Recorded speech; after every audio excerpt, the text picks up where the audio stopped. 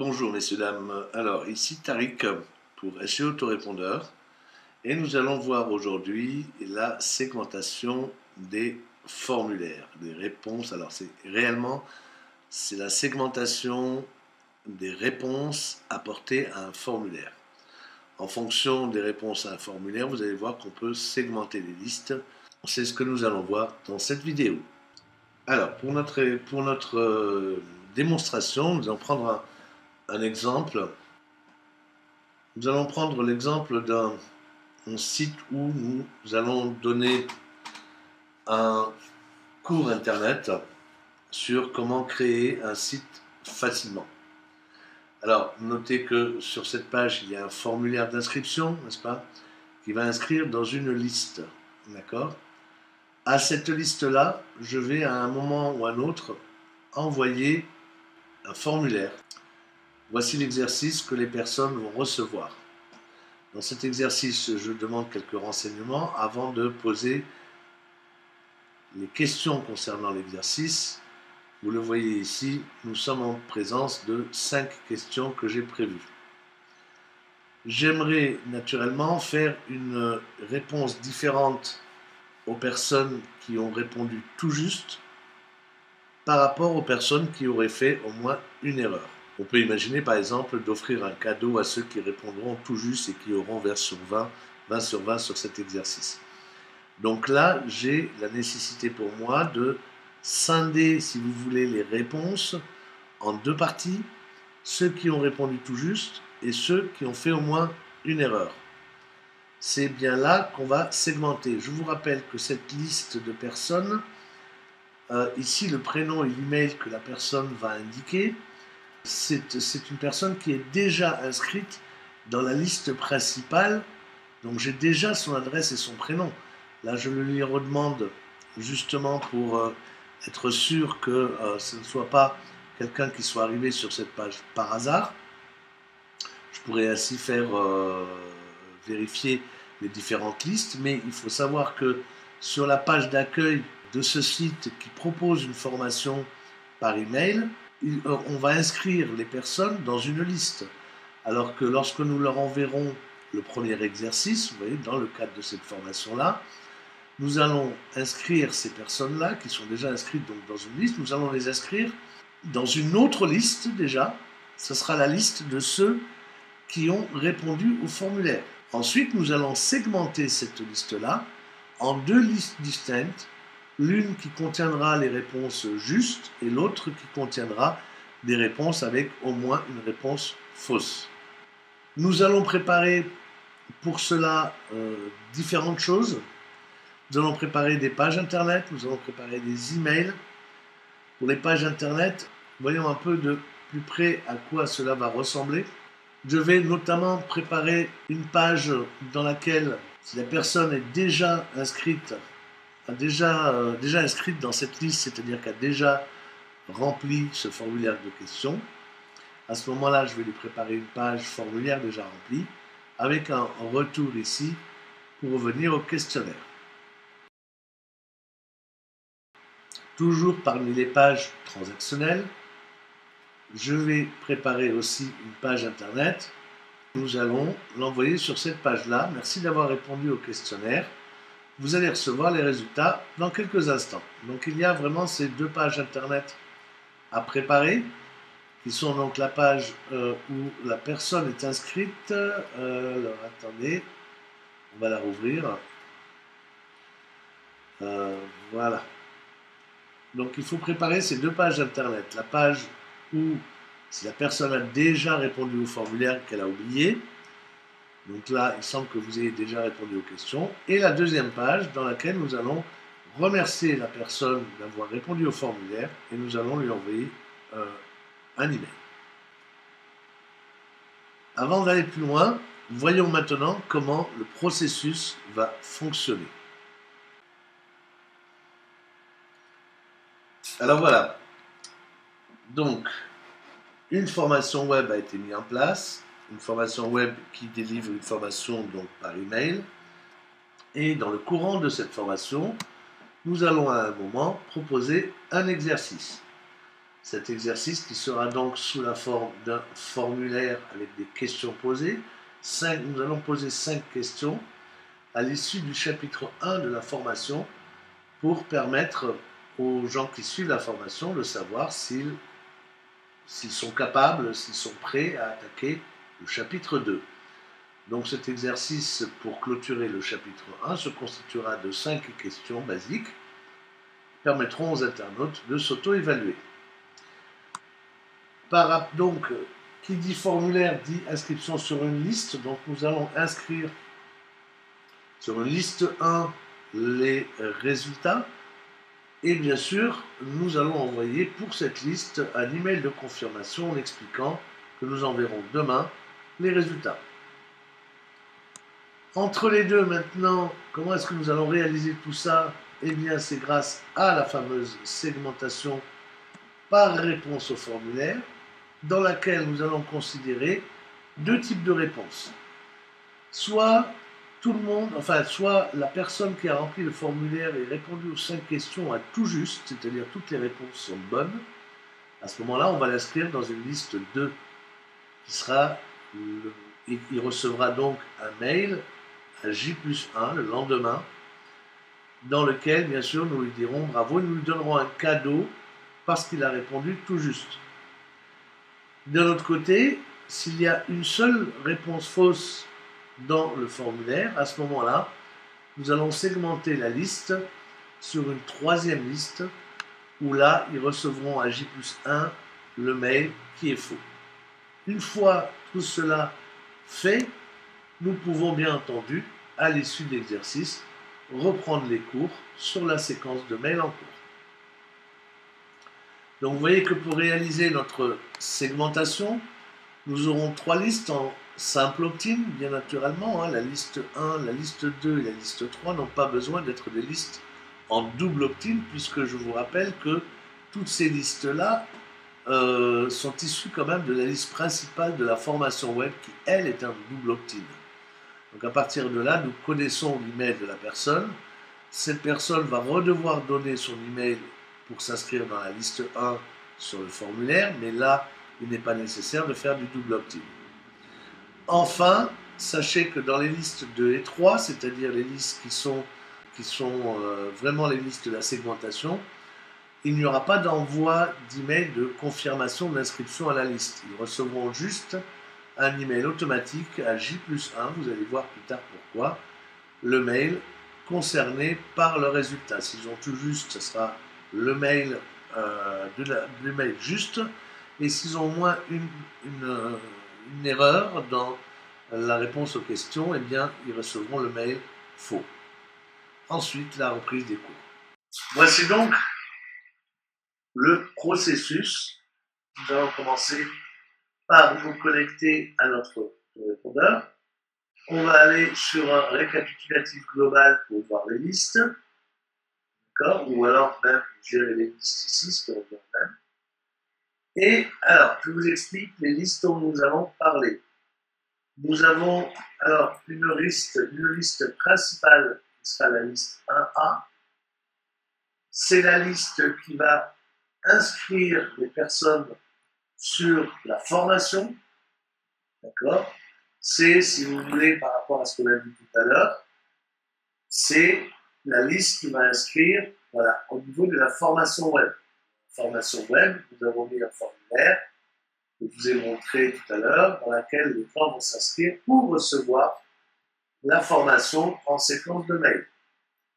C'est la page que je vous ai montrée ici. D'accord?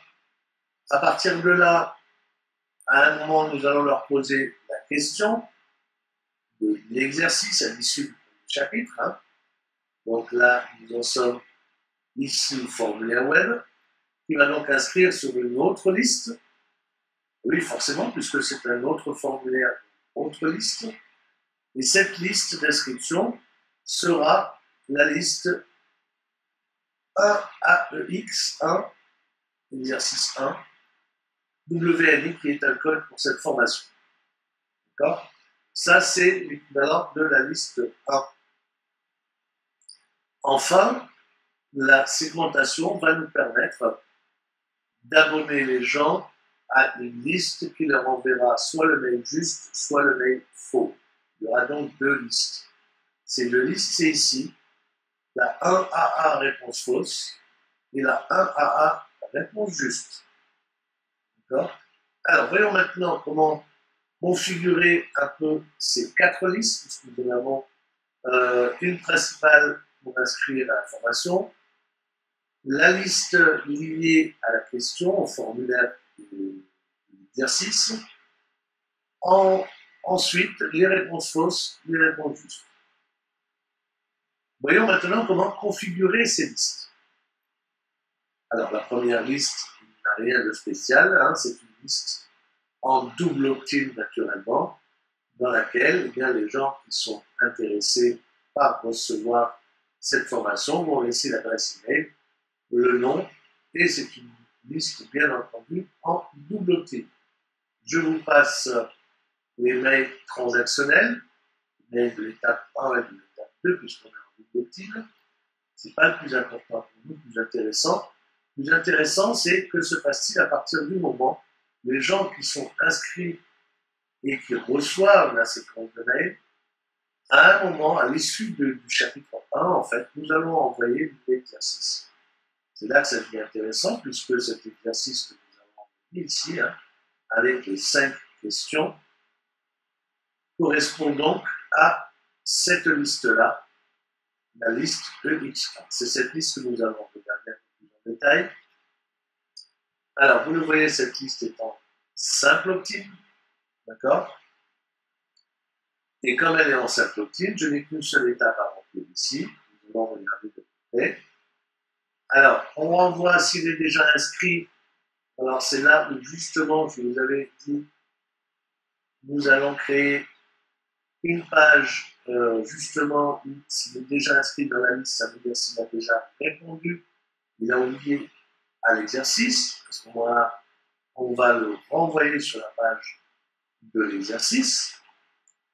Donc ça, c'est pour le mail s'il est déjà inscrit, enfin pour la page s'il est déjà inscrit. Et s'il n'est pas déjà inscrit, nous allons l'envoyer donc sur une page, voilà, qui va nous remercier avec réponse demain. Ce sera cette page-là. Merci d'avoir répondu au questionnaire. Vous allez recevoir les résultats par mail d'ici quelques instants. Et en même temps, vous le savez que nous redirigeons vers cette page la personne. Nous allons lui envoyer un email. Vos réponses ont été enregistrées. Vos réponses nous sont bien arrivées. Vous allez recevoir le résultat par email dès demain. D'accord?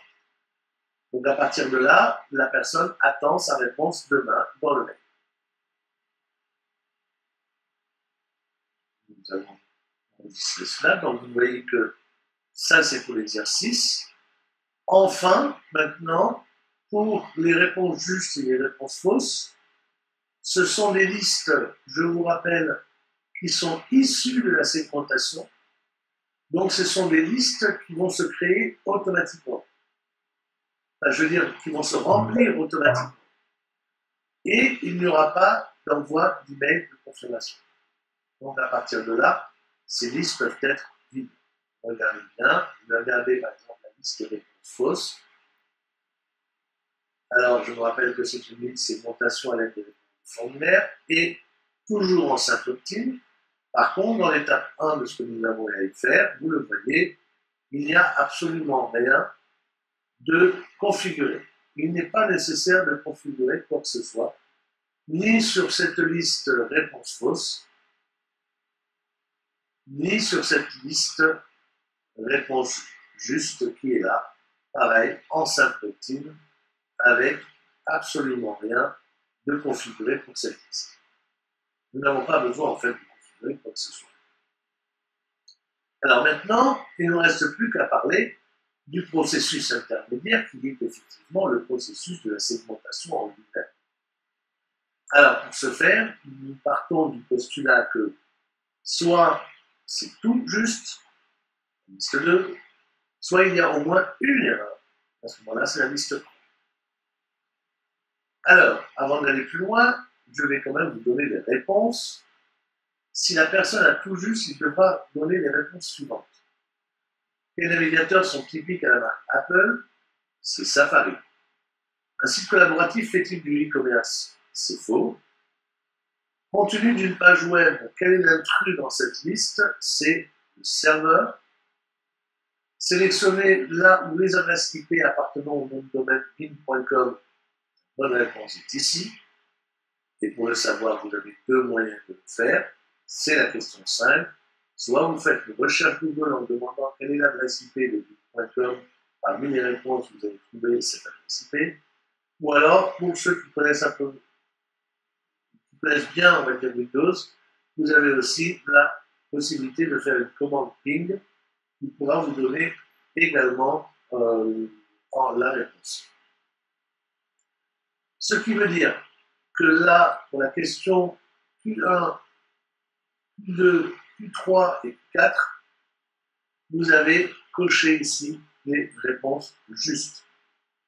La question 5 maintenant est une question particulière dans la mesure où on a un choix à faire dans une liste déroulante, mais la spécificité de cette question, c'est que quelles que soient les réponses, quelle que soit la réponse, que ce soit la recherche Google ou la commande, quelle que soit la réponse sera juste.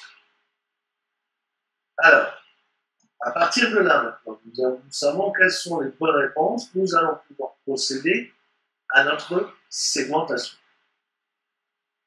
Pour cela, nous allons passer par ici les outils avancés segmentation et nous allons choisir parmi les trois segmentations possibles la première qui est la segmentation en fonction des réponses au formulaire.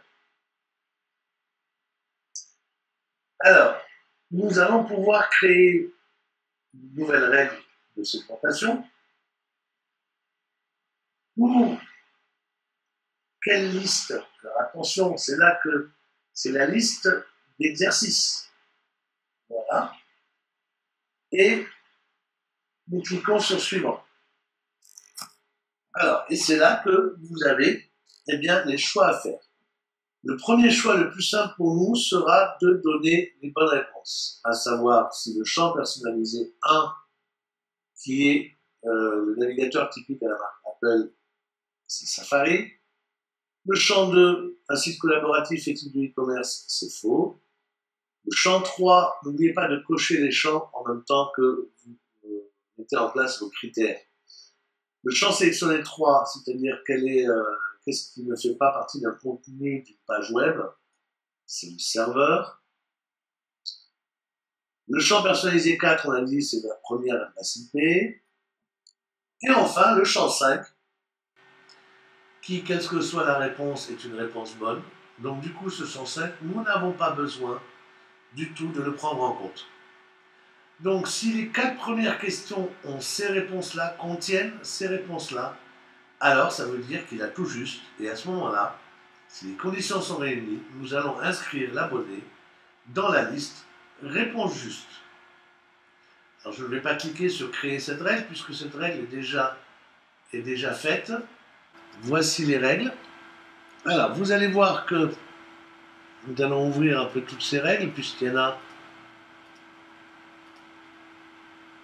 Voilà, montrer les règles. Il y en a 1, 2, 3, 4, 5. Pourquoi 5? Eh bien, d'abord, nous avons la règle que nous venons de voir à l'instant, où si les réponses aux 4 premières questions sont justes, alors nous inscrivons l'abonné dans la liste réponse juste. Sinon, nous allons l'enregistrer dans réponse fausse. Et la réponse fausse, vous avez vu que nous avons pris les 4 champs personnalisés, les 4 questions, une par une. Et oui, ça s'explique pourquoi j'ai fait une par une. Eh bien tout simplement parce que dans la création de la segmentation, imaginez qu'on soit maintenant dans la création de la segmentation avec au moins une erreur. Donc je prends la liste exercice, je fais cliquer sur continuer, voilà. Alors imaginez que si je dis que le champ 1, on a dit la bonne réponse, c'est quand il contient Safari, d'accord? Alors imaginez qu'il ne contienne pas Safari, donc là, c'est une erreur. On a dit que la deuxième liste concernait les personnes qui ont au moins une erreur. Là, on a une erreur. Mais si je mets le deuxième champ, dont la bonne réponse est faux, et que je mette ne contiennent pas, là, ça veut dire que les deux conditions doivent être remplies pour enregistrer la personne dans les réponses fausses. Or, moi, ce n'est pas les deux questions qui doivent être remplies. Il n'a pas besoin de faire deux fautes. Une seule faute suffit. Donc, je suis obligé de traiter une par une les questions. C'est ce qui vous explique pourquoi, dans les segmentations existantes, c'est ce qui vous explique, je vais les montrer, voilà, c'est ce qui vous explique pourquoi j'ai pris les réponses une par une. Pour le champ personnalisé 1, la première question, si le navigateur, quel est le navigateur typique à la marque Apple, on a vu que c'était Safari, donc s'il ne contient pas Safari, alors c'est une réponse fausse et on l'inscrit dans la réponse fausse. Pareil pour la deuxième question, un site collaboratif fait du e-commerce, la bonne réponse c'est faux. Donc si ça ne contient pas faux, c'est que la réponse est fausse et nous inscrivons la deuxième réponse dans la liste réponse fausse. Même chose pour le champ personnalisé 3, troisième question, et la quatrième question. Donc vous voyez, c'est peut-être la partie la plus délicate, parce que vous devez faire en sorte de créer une segmentation, vous devez réfléchir à comment vous créez votre segmentation. Une fois que celle-ci est effectuée, les choses deviennent beaucoup plus simples.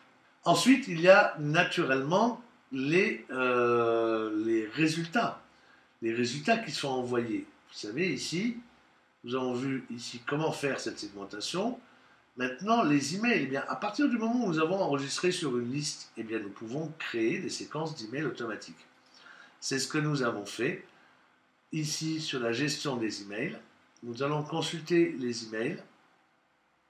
Alors là, vous voyez qu'il y a pas mal d'emails, mais nous allons consulter les emails uniquement sur la liste par exemple, réponse juste, affichée.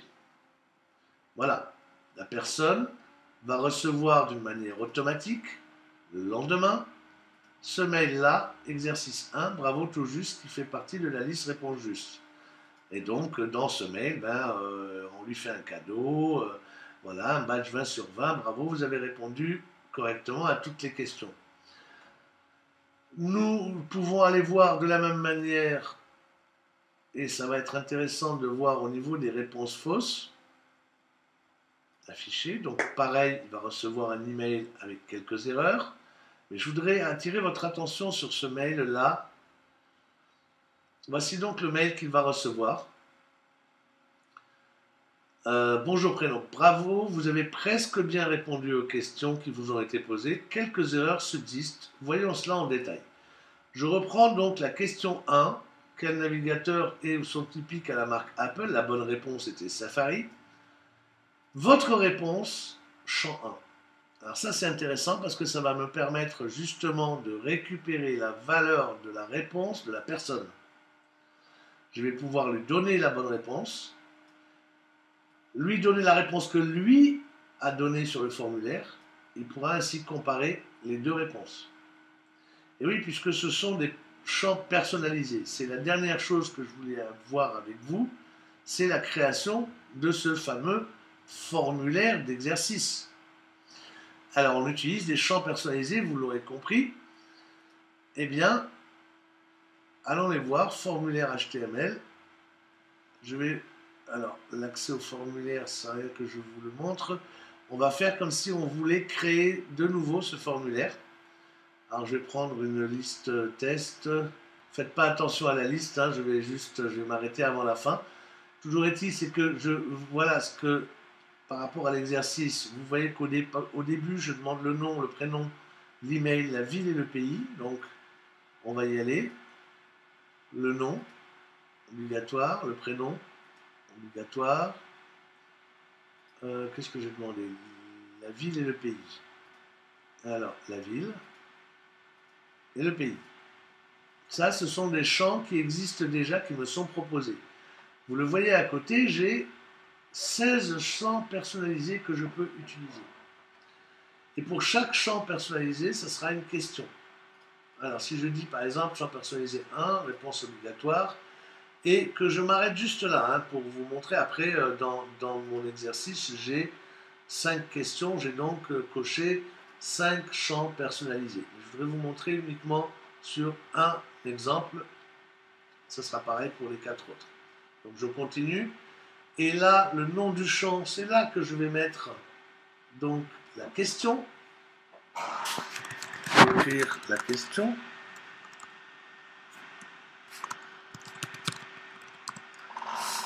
Et c'est là que je vais choisir à quoi ressemblera en fait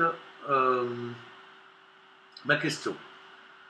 Dans notre cas, vous avez vu que la première question, eh c'est une liste de cases à cocher. Vous voyez, les cases à cocher, on peut en cocher plusieurs.